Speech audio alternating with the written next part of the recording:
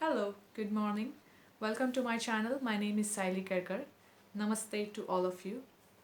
Today I want to talk to all of you about a very important topic that's making me realize its presence right now through every single observation and everything that is going on around this world right now. And that topic is oneness.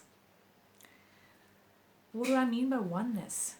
So, at this very moment, at this very time in our world, we all are facing a range of emotions bursting through our minds and hearts based on what we are perceiving as a danger to us.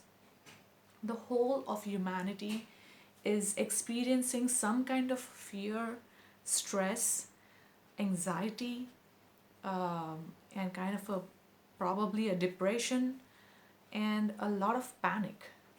And all of it is mostly stemming from our reaction to what's happening rather than the actual facts itself. So, what is all of this? What is the meaning of all of this? And what is this actually doing in our world at this moment? And how this is the biggest and greatest opportunity for humanity to transform into something better. So, although we all know that we are worried and scared of this world called coronavirus, and it's booming and it's getting broadcasted every single place on news channels, on mobile phones, on videos, and everywhere, including this video, I'm talking about it. But what it is doing is there are multiple things happening with this event going on right now in the world. Although at the surface level, it seems like it is the most deadly virus and it is here to eradicate human beings and it's a pandemic and everyone should be afraid of it. And no matter how much care we are taking of ourselves, we never know if we get it and we might as well die. That is the surface level general consciousness going on right now in the collective. But with the help of this virus, there are a lot of underlying consciousness levels of humanity that are being discovered, explored, and eradicated if they are not being useful at this moment of time. This is a crucial moment of time in humanity where we are getting transformed into the higher level of consciousness. So, the pandemic, as the term we are calling it, is mostly created in our minds through the fears and less created as the actual fact where people are dying. As you all know, the percentage of death is very, very less in coronavirus. But of course, because we do not have any solution on the virus and we feel that we are not in control of the situation, we tend to fear this thing a lot more than we should. It is one thing to be cautious and to be aware and to be alert, and it is another thing to be afraid of something. The fear is the most basic emotion that actually inhibits our growth, that actually stops us from evolving to a next level of consciousness. And till now, we all have been working on our personal problems in our personal circumstances and trying to resolve them and trying to go beyond our own personal fears. But now humanity is ready to go beyond this collective fear, a fear, the basic fear of death and survival of human species that is being projected out openly in the world. And because this is the biggest fear of humanity, humanity is taking big steps to transform it and to curtail it, to contain it, or to, control it. So, as you see around the world, the first line of action was to contain the people who have got the infection and treat them with various medicines and trying to resolve the situation at that point. Now we are taking the steps to actually isolate ourselves in our homes, stopping international travels, reducing human activities, reducing gathering outside of large number of people. And all of these activities, what are they primarily doing for us? Of course, it's stopping the spread of infection. But underlying, how is it working on our consciousness? It's actually helping us to think inside that what is this all about? All our lives, we have always focused on the external. We have always focused on what's going on out there in the world, what's happening over there. But now that we are pushed to stay indoors, to stay in our houses, to stay with our families and loved ones, or to stay alone if you're quarantined, you are forced to be with yourself, to reconnect with who you truly are, just as your true nature and not what you perceive yourself to be in the social circumstances. You are forced to think, to introspect, to feel everything that you feel with you inside. You're forced to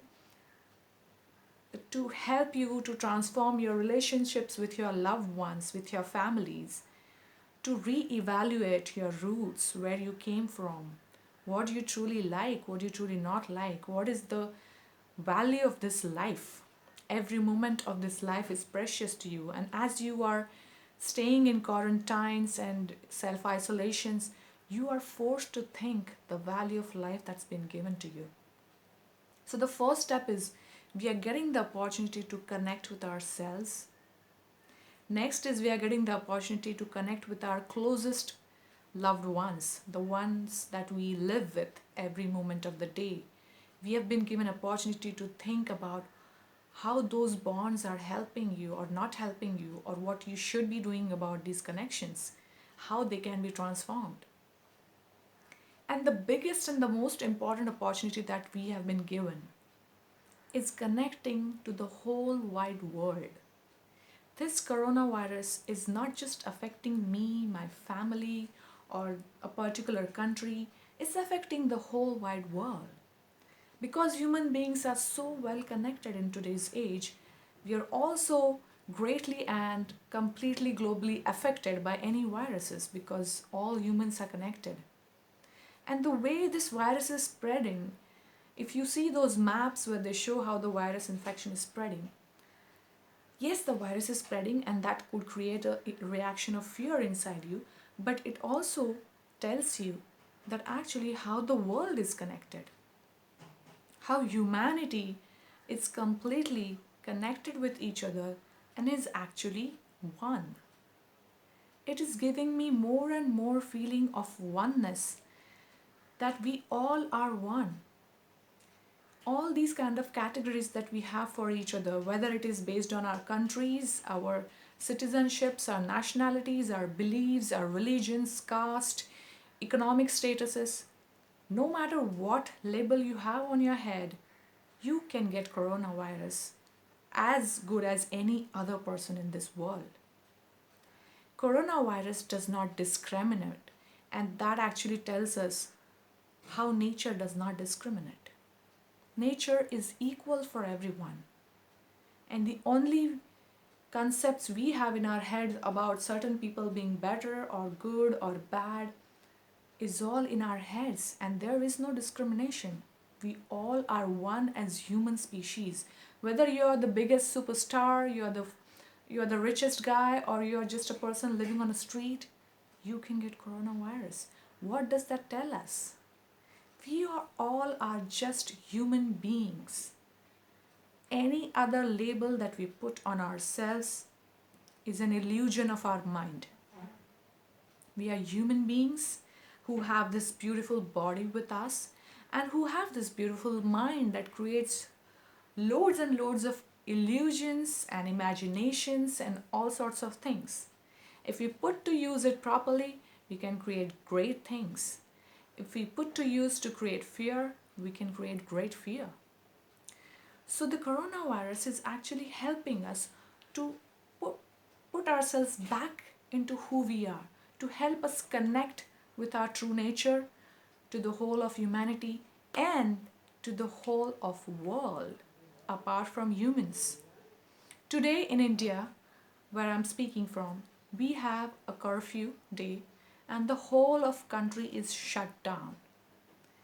The most beautiful things that I'm noticing today as I'm sitting at my home is a peaceful and a beautiful environment around me. The beautiful trees, the birds chirping, the breeze coming in, the quiet, and all the things that we forget to notice as we get too much involved in our own personal thought world. So, this is an opportunity not just to connect with yourself and your loved ones and the whole human species, but to connect with nature, which we are all part of. As I just sit here and I just notice the sunlight coming through my window, I realize how I'm connected to that sunlight. I'm connected to every single thing in this world. And I have been thinking, or humanity have been thinking, that we are separate from other beings and this whole world has been created just for us to utilize it. Well, that's the consciousness that we need to raise above and get into the consciousness of oneness, of feeling that we all are one. We are all one in this, we are all together in this. No matter how much isolation you have done or quarantined places you are living in, you are in this together with the whole of humanity and with the nature.